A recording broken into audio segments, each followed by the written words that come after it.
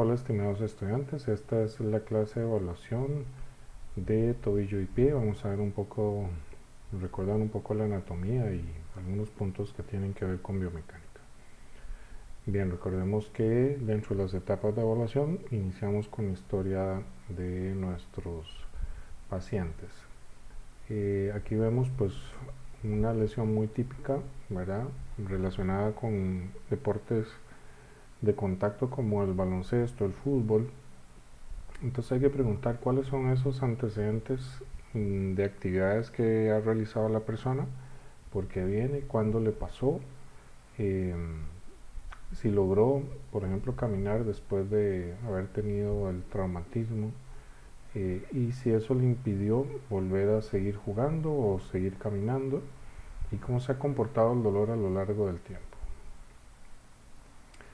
Veamos este video para que noten pues una luxación del talo. Nosotros no hacemos esto es un procedimiento que haría un ortopeda, pero nada más para que vean pues qué interesante. Ahí.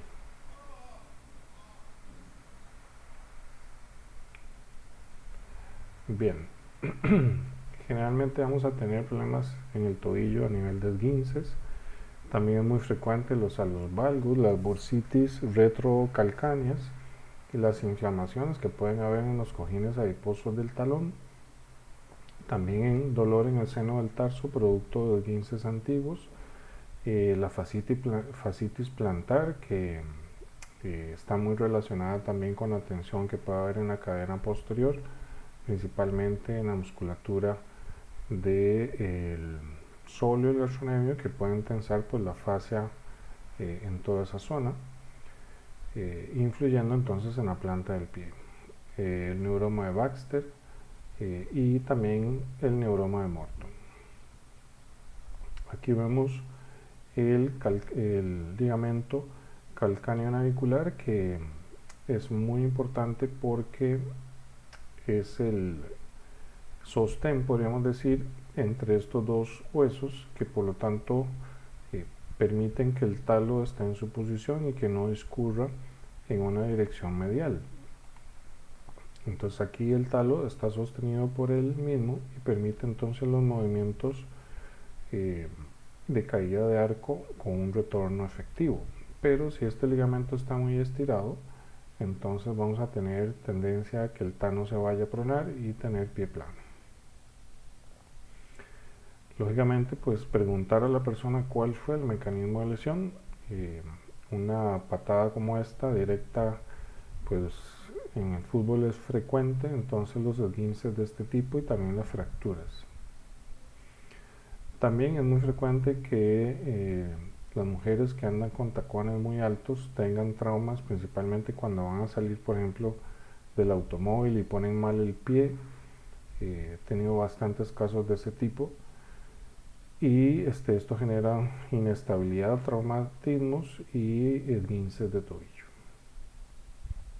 También es importante preguntar cuáles son los tipos de zapatos que se usan.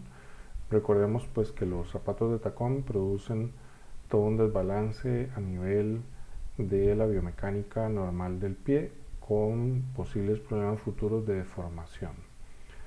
Y también pues hace unos años, ya bastantes años, unos 10-15 años, salieron los Five Fingers, este tipo de zapatos, que se decía que eran los mejores porque se adaptaban más al pie, y resulta que muchos corredores empezaron a utilizar este tipo de tenis y se dieron cuenta que eso les generaba mucho dolor de rodillas o de espalda, y pues es que toda la vida estaban acostumbrados a correr con zapatos no de este tipo, y cambiarle de un día a otro a un zapato así pues generaba mayor movilidad en el pie, y esto pues podía generar problemas de dolores. Entonces es importante preguntar qué tipo de zapato, cuándo lo ha cambiado, etcétera, cuál usa para el deporte. Observar desde cómo son los gestos que trae la persona, y si puede caminar, si puede cargar peso, como en la contextura. Si es una persona con un índice de masa muy alto, pues eso va a cargarse en el tobillo y el pie. Si hay restricciones de movilidad y si también existe más bien hipermovilidad. También es importante determinar si el trauma fue en una cadena cerrada, esta sería una cadena cerrada, o si fue en una patada, por ejemplo en una cadena abierta, donde hubo una detención del otro deportista y entonces el pie siguió su curso y eso generó pues algo similar a lo que ocurre en un latigazo, ¿verdad?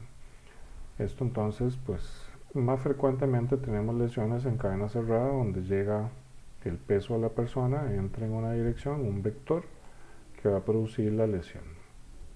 Cultura general, este es Bruce Lee, y aquí tenemos a Kareem Abdul-Jabbar, deportista de los años 80 y 70 de la NBA, jugador de los Lakers, con 2 metros 20 creo de estatura versus 1,70 m de Bruce Lee. También si observamos desde la parte posterior cómo se comporta la alineación del tendón de Aquiles y cómo se comportan los huesos del talio y del calcáneo, podemos ver si se escapan más dedos de un lado, como vemos acá, lo que podría indicar que haya un mayor rango hacia la pronación del pie. También los test de colocarse cuclillas. Este es un paciente que tenía un esguince de tobillo y al tener su esguince de tobillo en el pie izquierdo podemos ver que la altura del talón está más alta, precisamente porque él no puede hacer dorsiflexión. Como no puede hacer la dorsiflexión, el talón queda más arriba, lo que trae pues todo un problema mecánico para que él se pueda colocar de cuclillas. Entonces estos son test sencillos que podemos hacer en una persona que ha sufrido un esguince para ver cómo se comporta la cadena de la cadera de la rodilla y el tobillo para compensar movimientos de vida diaria como colocarse de cuclillas y agacharse. También en algunos tipos de pacientes que tienen problemas de enfermedades como la diabetes, será importante ver cómo se comportan las úlceras, la irrigación, el crecimiento de las uñas, etcétera, lo cual nos va a indicar que hay un buen trofismo de todo el tejido. También recordemos que están los signos como el signo de fobia, que nos va a permitir detectar si existe edema. Aquí tenemos un esguince de tobillo después de 2 días del evento. Es normal observar entonces la equimosis, no solo del lado donde fue el esguince, que en este caso fue una torsión interna, un movimiento en inversión forzada, sino que también podemos ver que hay rastros en la zona interna. Entonces a veces el paciente le dice a uno, es que vea, tengo también morado en esta parte interna. Entonces uno le explica que es pues parte normal e incluso puede migrar a zonas posteriores de la rodilla o incluso hasta más alto. En la cadena del miembro inferior recordemos que si nuestro pie se va a la pronación, la rodilla y la tibia va a tender a hacer este movimiento hacia el valgo, aumentando entonces el riesgo de que se pueda lesionar también los ligamentos colaterales mediales, con mayor compresión también de la zona del menisco lateral y por ende una pérdida del control también del glúteo medio. Entonces cuando tenemos estos casos hay que valorar si es un problema del tobillo, si es una debilidad o problema de estabilidad de la rodilla o si viene también desde la zona de la cadera.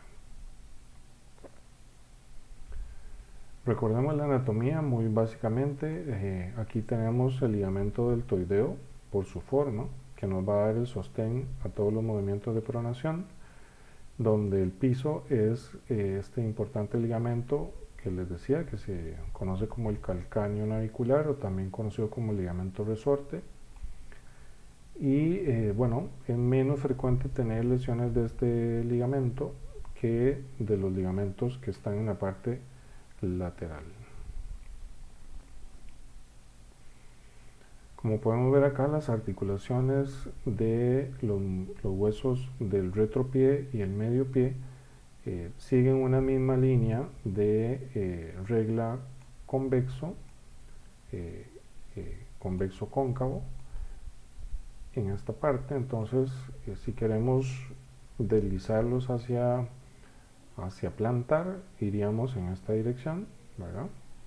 En ese caso buscando movimientos de flexión, igual los metas, y de la misma forma las falanges que vienen a cumplir la misma forma que tienen las falanges de las manos. Como habíamos visto, la parte proximal es cóncava y la parte distal es convexa. Entonces, si vamos hacia la flexión, el deslizamiento sería plantar. Si vamos hacia la extensión, iríamos hacia dorsal. En la parte lateral, recordemos que el principal ligamento que se nos que se daña o que se lesiona es el ligamento talofibular anterior o peroneo tragalino anterior, también conocido. El ligamento interóseo, que vemos acá, que une el calcáneo con el talo, también tiende a estar muy sensibilizado en los pacientes que han sufrido esguinces, y entonces puede perpetuarse un dolor después de varios meses incluso en esta zona.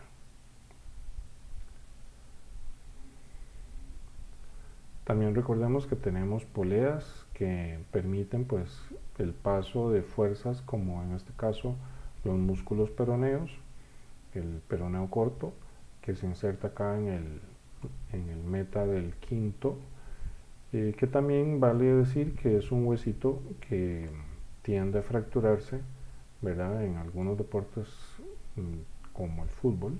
Entonces tener en cuenta este huesito.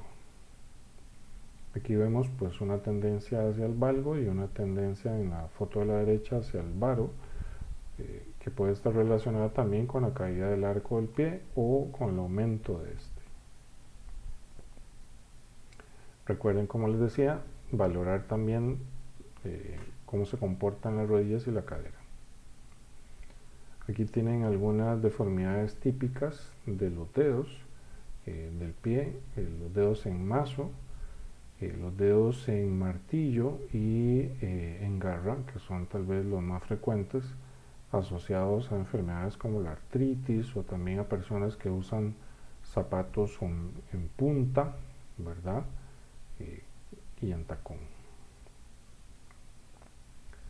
Aquí podemos ver pues esta mayor callosidad en esta zona, lo que nos indica que hay una caída del arco anterior del pie, porque recordemos que teníamos arco medial, un arco lateral, pero también teníamos un arco anterior. Entonces cuando ese arco se cae, puede pues empezar a generarse dolores en la base de los metas, y aquí pues también vemos una desviación de la línea del primer meta, indicándonos que hay un alus valgo. Podemos tener dolores referidos que vienen desde la cadera hacia la rodilla, hacia el tobillo, o también que podrían ascender en esas mismas direcciones. Con respecto a la palpación, en clase nos vamos a centrar en algunos músculos importantes, como el tibial anterior, el tibial posterior, que vemos acá insertándose en sus respectivas zonas y que pues generan los movimientos de inversión con dorsi o inversión con flex plantar. Entonces, básicamente por la parte medial tenemos al tibial posterior, al flexor de los dedos, el flexor largo, y también al del dedo gordo. Y pues sería importante que repasen todas estas zonas o puntos de referencia, que son zonas importantes a nivel óseo, que repasaremos así a grosso modo en clase.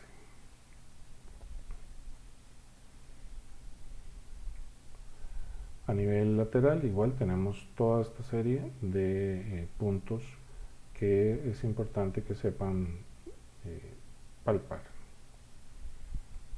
Aquí tenemos pues el peroneo corto y largo. El peroneo largo, recordemos que se va acá por debajo a insertar entonces al hueso navicular y a la parte facial, mientras que este, que es el peroneo corto, va al quinto. Generalmente tenemos una pequeña prominencia ósea acá que nos permite pues que esto funcione como una polea.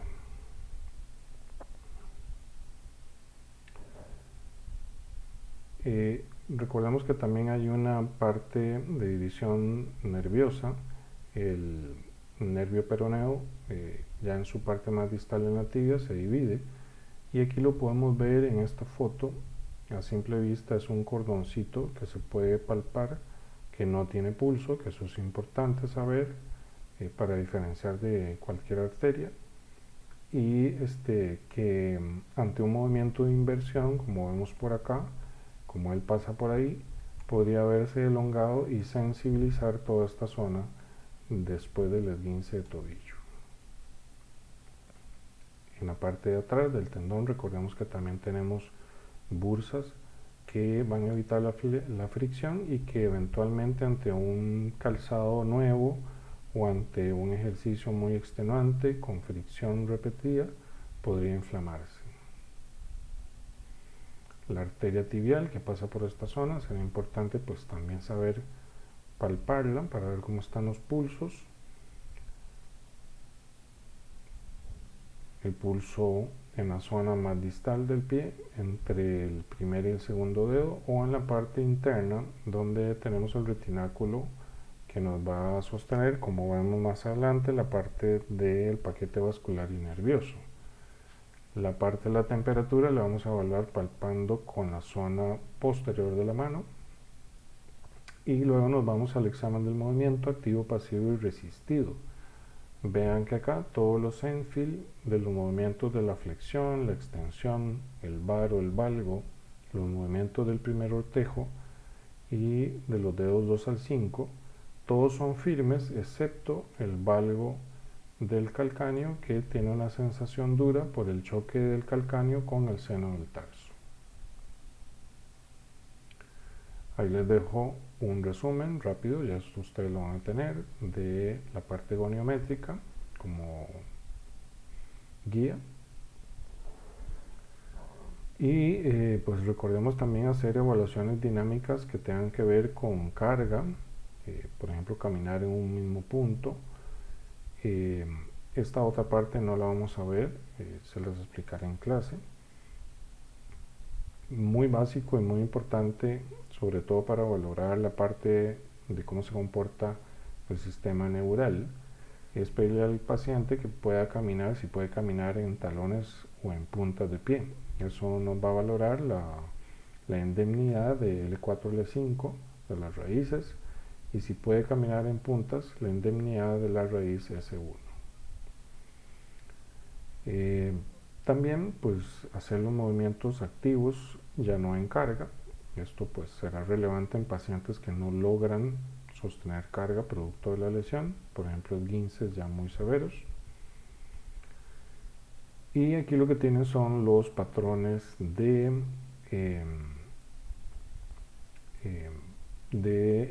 tensión capsular. Recordemos pues que, como hemos visto en otras articulaciones, los patrones capsulares nos indican dónde es que tiende a haber restricción de movilidad cuando la cápsula está rígida.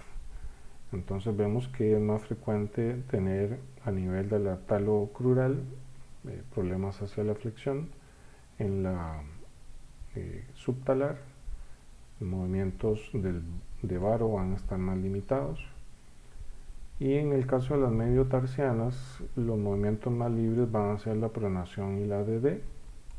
Y tal vez algo que quiero que mantengan más en memoria, la importancia del dedo gordo del pie, el hallux.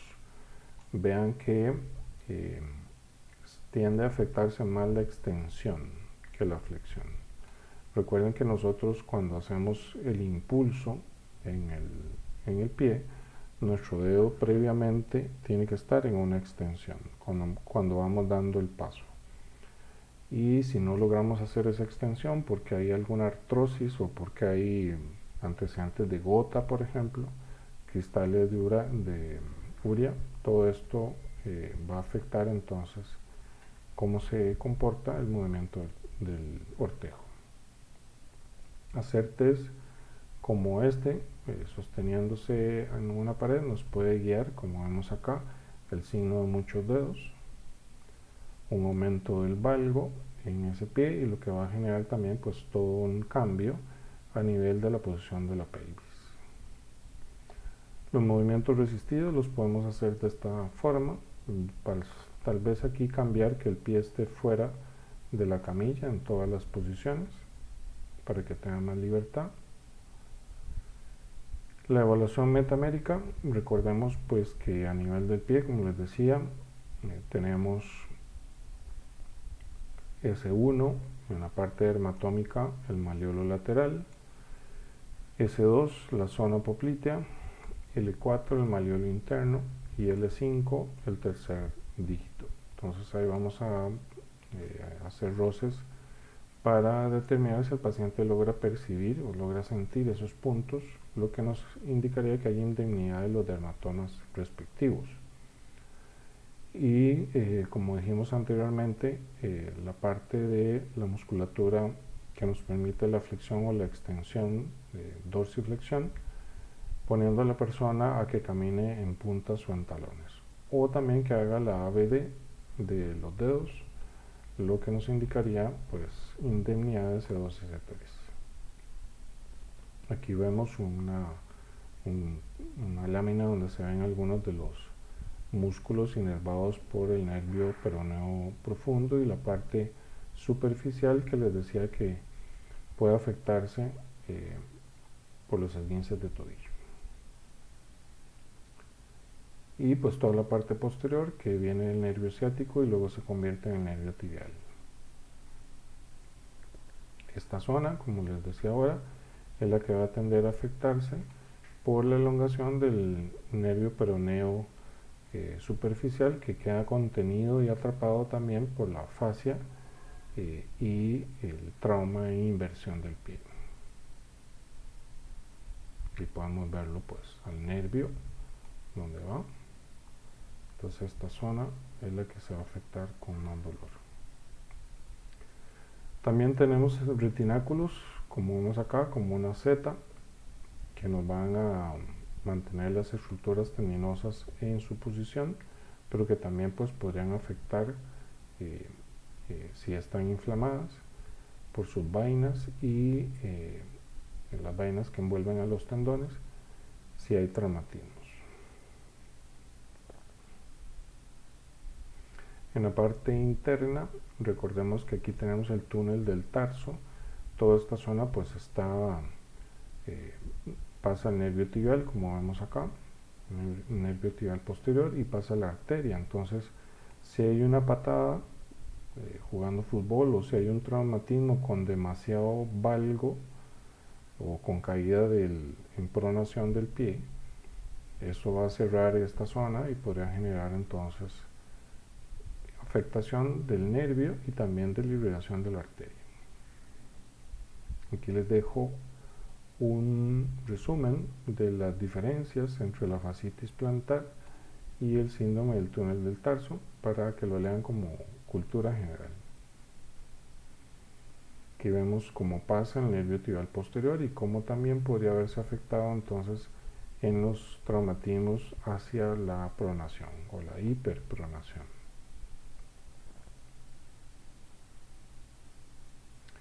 Como test especiales tenemos varios. En clase vamos a ver el test de carga y descarga, no lo tengo acá en fotos. También la movilidad del cuboide la veremos en clase. Recordemos las reglas de Ottawa: si hay un esguince y ustedes están ahí en el campo, pues hay que tener en cuenta cómo es el dolor de la persona. 6 centímetros distales del borde superior o punta del maleolo lateral, dolor a la palpación 6 centímetros distales del borde posterior, y la incapacidad para mantener el peso y dar 4 pasos.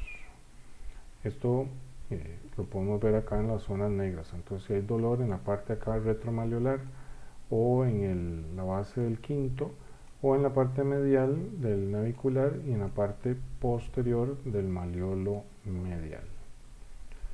Entonces, como vemos en este video, vamos a correr esto. Aquí se ve pues la valoración de palpación que hace el fisio, tanto en los bordes lateral como en el borde medial posterior del maleolo, para ver si hay algún aumento del dolor. Y también pues hacer la palpación en la parte de la base del quinto o en la base del navicular. Luego haremos los test de cajón, tanto cajón anterior como posterior. Aquí podemos ver el test de cajón anterior. Tomamos la parte de atrás del pie, vamos a estabilizar la parte de la tibia, el pie tiene que estar fuera de la camilla, y hacemos pues un deslizamiento de la estructura completa del pie hacia adelante. Eso es un pie normal, y aquí vamos a ver al lado derecho un signo positivo de cajón. En este caso el clínico está sosteniendo el pie y empujando la tibia, pero en este otro, voy a ponerlo de nuevo, aquí se está empujando la tibia hacia posterior y aquí se está llevando el pie hacia anterior. Entonces vean la diferencia de ese cajón, que nos está indicando pues que hay problema de ligamentos. Luego el estrés del ligamento talofibular anterior se haría con una inversión y flexión plantar. Recuerden que si hay un esguince y eso está con edema, es una prueba que no es concluyente, porque lógicamente va a haber dolor y va a haber edema, y eso pues no nos va a decir cómo se está comportando el ligamento. El ligamento calcáneo fibular lo valoramos solo con un movimiento más de supinación del pie, y tomaremos de esta forma como se muestra en estas imágenes. Esto lo haremos en clase. Luego tenemos el test de Thompson, que consiste en hacer una presión de la musculatura flexora plantar con el paciente relajado, y lo que vemos es una plantar flexión que ocurre ante esa presión que hacemos. Si hay una afectación de ruptura del tendón de Aquiles, no va a ocurrir la flexión plantar, y entonces el pie permanecería en 90 grados. La compresión de los maleolos, el dolor por compresión nos podría decir entonces que la mortaja está abierta, y también que podría existir alguna lesión interna del talo. El signo de Homans lo haríamos haciendo una dorsiflexión pasiva, lo cual nos podría decir si el paciente tiene dolor en la zona de los gastrocnemios, podría indicarnos que haya un problema a nivel de una trombosis, y esto lo haríamos principalmente en personas que están encamadas, que han sido operadas por alguna situación y que están también con tratamientos como la heparina. Entonces, si esto ocurre y hay dolor en esta zona cuando hacemos la dorsi, valdría la pena no movilizar a ese paciente, porque podría tener una trombosis que pueda traer problemas en su vida. Para la volumetría podríamos hacer una perimetría. Esto realmente es una perimetría con una cinta, y la volumetría lo haríamos colocando el pie en alguna olla que tenga agua, y el líquido que se desplaza cuando el paciente mete el pie, recogeríamos ese líquido, lo mediríamos, y de esa forma tendríamos una comparación del volumen de líquido desplazado versus la olla llena. A nivel de la tendinopatía de Aquiles, el 16% de las tendinopatías ocurren en la zona de inserción del calcáneo, pero el 69% tienden a ocurrir, como vemos acá, más en la zona medial del tendón. Y por último, pues les voy a dejar este pequeño caso un caso de un paciente de 47 años de edad que pesaba en ese momento 192 libras, que medía 1.92 centímetros, pesaba 97 kilogramos, por lo tanto su IMC es de 26, que es bastante bien. Fisioterapeuta y que consulta por un esguince grado 2 después de jugar baloncesto. Antecedentes: es administrativo, trabaja sedentario, generalmente sentado 6-8 horas, hace ejercicio 3 veces por semana por 1 hora, pertenece a un equipo de baloncesto de señores adultos de más de 50 años y ha tenido esguinces previos a los 15 y 16 años en el tobillo derecho y a los 23 y 25 años en el pie izquierdo, todos grado 2, jugando baloncesto. Esto ocurrió el 22 de enero del 2022 y aquí pues les voy a poner el video para que a ver si reconocen al jugador.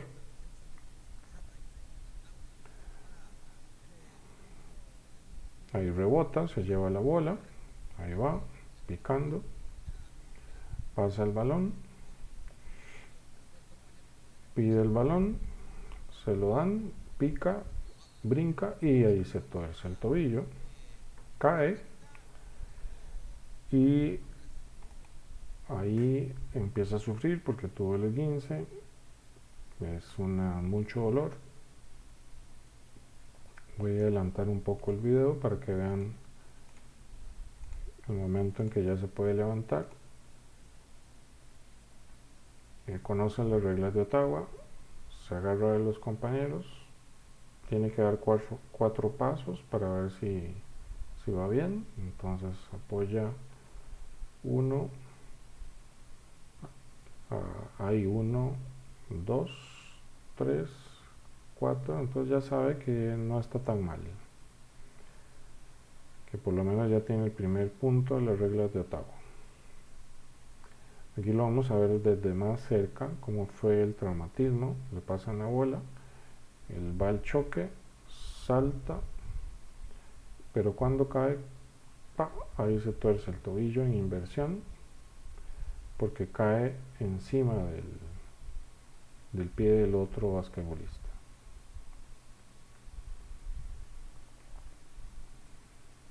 Inmediatamente hay una reacción en flexión de los músculos isquiotibiales, jalando la fíbula hacia arriba, tratando de compensar el deslizamiento de la fíbula hacia abajo por la tracción del ligamento.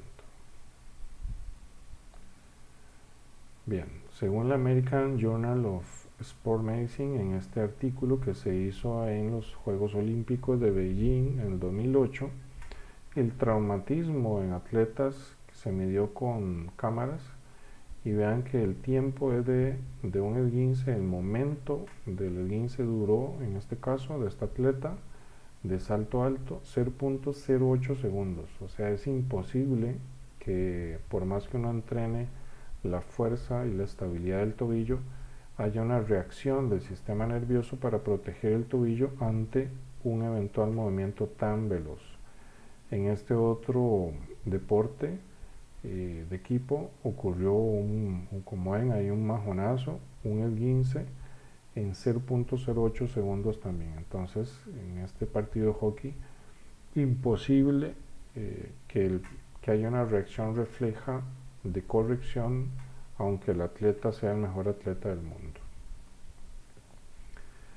Bueno, aquí hay un poco de historia de las funciones corporales, las estructuras corporales afectadas. Tenía edema, tenía problemas de dorsiflexión, de flexión, ahí tienen los rangos, y una limitación hacia la flexión y la rotación del tronco, con dolor a nivel sacroiliaco en ese momento también por la marcha que estaba haciendo. Tenía limitación para trabajar, para jugar y para salir con la familia, y a nivel de las actividades, una semana después de la lesión, limitación para voltearse, sentarse y ponerse de pie y caminar debido a que le dio dolor de espalda. factores personales, no le gusta tomar medicamentos, lo cual en este caso es bastante bueno porque no se requieren los antiinflamatorios, y prefiere moverse que descansar, lo que sabemos a nivel de evidencia que es bastante bueno para drenar todo el líquido que se ha acumulado por la lesión. Aquí podemos ver un poco más la anatomía del ligamento. Vemos el ligamento talofibular anterior que cruza de esta forma y es como un cinturón de seguridad en el carro. Vean que todo esto es el talo. Si el talo se viene hacia anterior en el esguince, se pasa por encima del ligamento. El ligamento se estira y es como que a uno le quitaran el cinturón de seguridad. Y acá pues vemos también parte del ligamento en su parte inferior, cómo toma toda esta zona y se ve afectado si hacemos este movimiento de inversión. Creo que aquí dije talofibular, perdón, el tibio fibular anterior, y el talofibular anterior, que es que es el que más tiende a generarnos problemas. Aquí no lo dije, aquí internamente tenemos el interóseo que les decía hace un rato, que tiende a sensibilizarse y generar dolor en el seno del tarso, que puede incluso durar varios meses después del esguince. Como consenso, en el 2019, este grupo de expertos determina que lo ideal para evaluar el mecanismo de lesión es pues seguir esta línea, donde pues para valorar el ligamento vamos a hacer el test de cajón anterior, la palpación y test de estrés con nuestras manos. Tanto esto para el ligamento talofibular anterior y el calcáneo fibular, el ligamento calcáneo fibular, que es el CFL, lo vamos a palpar a nivel manual, y para la sindesmosis o la mortaja hacer los test de presión y palpación. También pues hacer las reglas de Ottawa será importante si tenemos el evento en ese momento y estamos ahí. ¿Cuáles son, según este artículo también del 2019, los factores de riesgo de tener una inestabilidad crónica por lesiones de esguince lateral?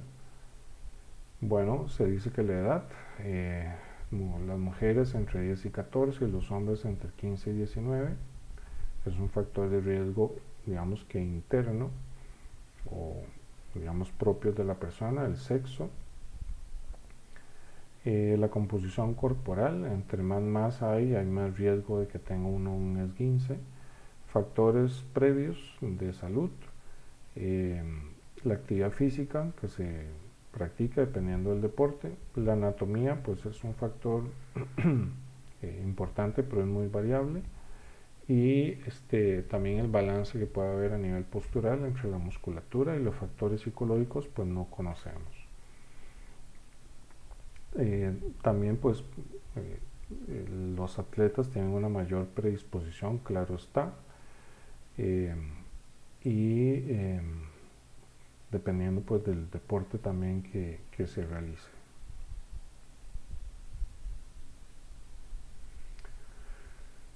Este es el pie del atleta del caso clínico al segundo día. Vemos pues equimosis, edema.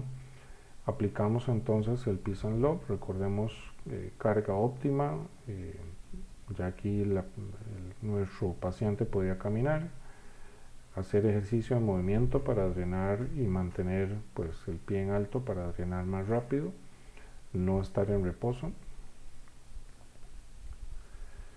tenía la posibilidad de asistir a la clínica de la universidad, entonces este es el tratamiento que se le dio a nivel de electroterapia. La máster Silvia Alfaro diseñó esta aplicación con diadinámicas y pues con muy buenos resultados, con ondas profundas también, con bota de compresión para drenar más rápido todos los fluidos. Y estos ya pues preterapia y postterapia perdón, pueden ver una disminución importante principalmente en el edema acá. Vean la comparación de un lado con el otro de una foto previa y post terapia. Se diseñó, él mismo diseñó este foam que se coloca debajo de la media para generar compresión y pues hacer que el líquido drene de mejor forma. Y aquí pues vemos la parte del entrenamiento de los ejercicios ya después de la segunda semana, haciéndose un autodeslizamiento del talo usando un pequeño hule con una cincha. Ese es un autodeslizamiento hacia posterior y medial del talo, porque en el esguince el talo tiende a deslizarse hacia anterior. Entonces de esta forma facilitamos la dorsiflexión.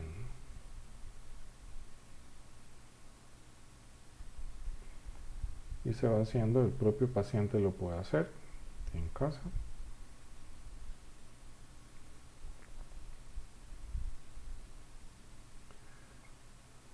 Luego aquí vemos ejercicios de control motor, velocidad, sentado, se le pide que puede ser al ritmo de una canción, vaya haciendo movimientos rápidos de flexión, esto para ir ganando velocidad, porque él es un basquetbolista. También el control motor con un láser, siguiendo líneas en la pizarra. Entonces pues aquí se ve toda esa parte del control motor, que es importante, no solo la velocidad, sino también pues que el pie vaya adaptándose y poco a poco pues vaya controlando el movimiento. Luego vamos a la parte de flexo extensión, podemos usar el BOSU.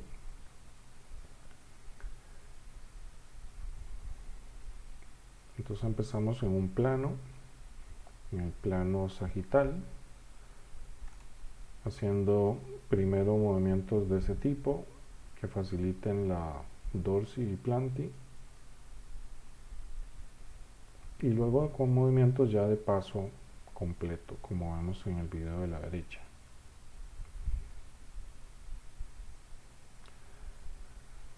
También vamos trabajando la parte de fortalecimiento con ligas circulares, en marcha en talones para trabajar la fuerza de los peroneos, la activación de los peroneos, y movimientos ya en piso con flex plantar y dorsi, y pasos de gigante, como le llamamos, que son gestos que van preparando hacia el salto en el baloncesto.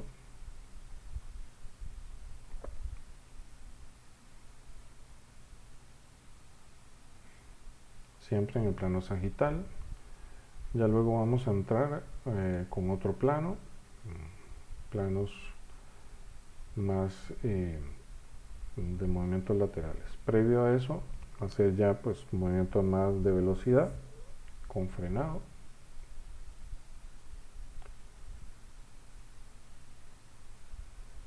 Y ahí vemos cómo va progresando cada día más. Ya está más similar. Vemos acá un poquito todavía con edema.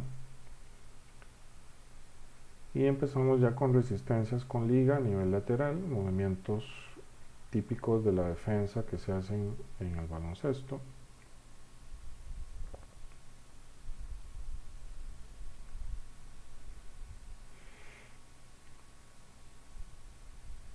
Y bueno, ahí les dejo este video de Stephen Curry, máximo anotador de triples de la NBA en todos los tiempos, como ha tenido más de 11 esguinces en su carrera, y pues de hecho le han diseñado unas tobilleras especiales y él sigue jugando, ¿verdad? Es un atleta de muy alto rendimiento, pero es que en el baloncesto y en muchos deportes hay movimientos tan rápidos que es imposible para el cuerpo humano poder reaccionar, aunque haya muy buen control motor, a esos movimientos. Ven ahí, ¡pa! Y ya ahí se lesionó.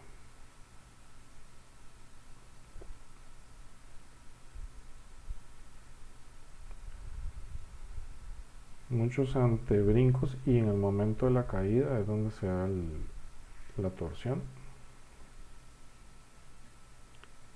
o ante un frenado súbito, como vemos ahí. Ahí, pa.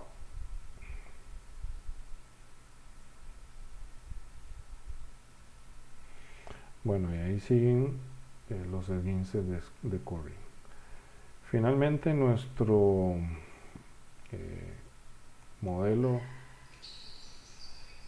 que lo vemos jugando el partido, el torneo, donde el equipo contrario tira y encesta casi desde la media cancha, ya el partido está perdido, entonces le pasan la bola.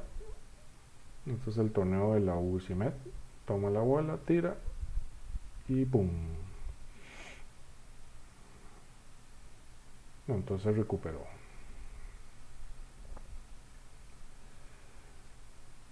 Finalmente la evaluación funcional, que ahí tienen dos evaluaciones que se pueden hacer y un poco de radiografías.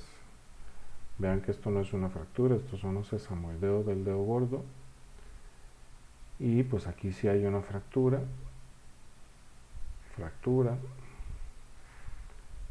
y pues ahí quedamos.